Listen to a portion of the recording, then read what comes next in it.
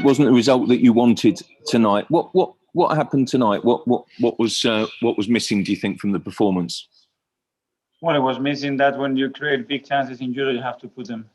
And I think we made it much more than the result that we got when we made the most difficult thing, which was to score the first goal and just wait for the last 4 or 5 minutes to manage the game much better than we did.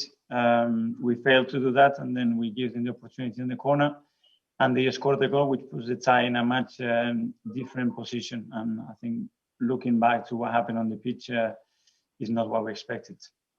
Considering the enormity of the game and what was at stake, did you expect more from the performance? Did you expect more from the players tonight? I think the players stepped in and they give absolutely everything. It's a really difficult opponent to play with the amount of duels, individual man-to-man situations that they create. We managed that really well in certain moments. We were much more aggressive today and ambitious to play the game we want to play, and we created some big chances and we didn't put them away. Can you still get through? I mean, the finishing was obviously a disappointment tonight, but is there enough in the squad to still get through next week? Well, I totally believe that we can go there and win the match. If not, I wouldn't be sitting here.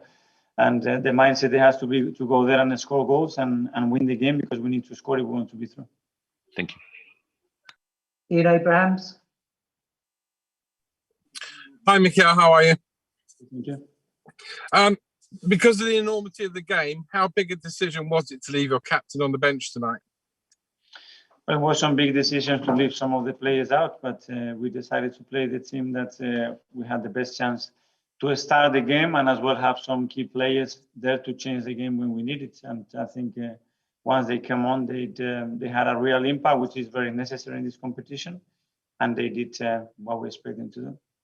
Pierre came on, and so did Pepe with only 13 minutes to go. Should you have made the changes earlier? Well, we made them when we believed that it was the right time to do it, and when they changed as well the setup, and we believed that we could help them. And not earlier. It's whether we should do it before or not. So who knows? And as you say, I mean, it's well known in football that sometimes you don't take your chances. You're made to pay, and right at the end, you were made to pay. Obviously, you can't help the fact you haven't got Kieran Tierney in the team. But defensively, did they just switch off a minute before the end? I don't think they switched off. I think we made a bad decision playing the ball into an area where we got trapped, and from there we conceded the corner. But apart from that, I don't think it's the case. Good luck in the second leg. Thank you. Gary Cottrell. Well, Mikel, yeah, it's good old-fashioned one-off cup tie now, isn't it? You go there, you know what you've got to do. If you create the chances that you created tonight, then you win the game. And I guess it's knowing what you've got to do and having that kind of challenge in a way is good. It's clear now, isn't it, what it is you need to do, go there and win.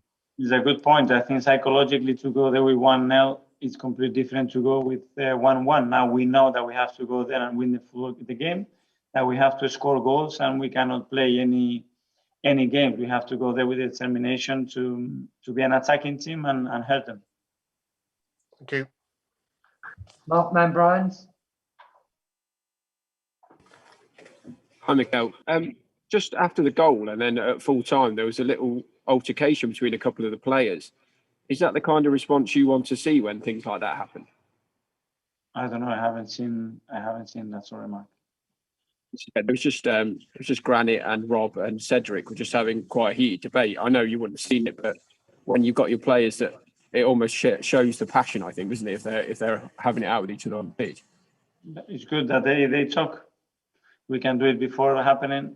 That's even better. And then just one more on Pierre.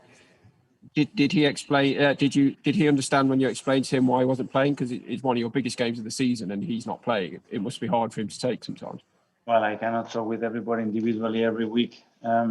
We try to be as transparent and communicate with the players as clear as possible, for them to understand the role of the game that they have. And when he came on, he showed the right attitude and the right commitment. We saw no Martin Ødegaard tonight. Is there a concern he might be missing long term, or is it just a small one? We don't know. He wasn't able to play today, and he will be out, I think, for the next game or two. But we don't know yet. Thanks, Mikel. Thank you. James Benj. Sorry about that. Hi, Mikel. This isn't the first game recently where your team has struggled to defend a lead. I'm thinking of the Tottenham game. There are others this year. Do you feel like you've worked out what the root cause of that is, and why do you think it keeps happening? Well, I think it's very different what happened to Spurs or tonight.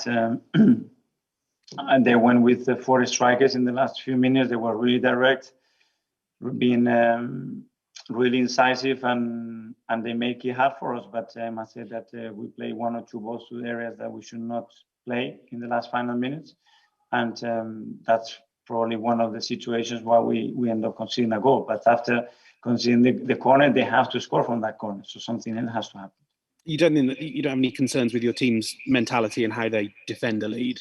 With the mentality of my team, no, I don't have any concerns. Thanks, everybody. Thank you.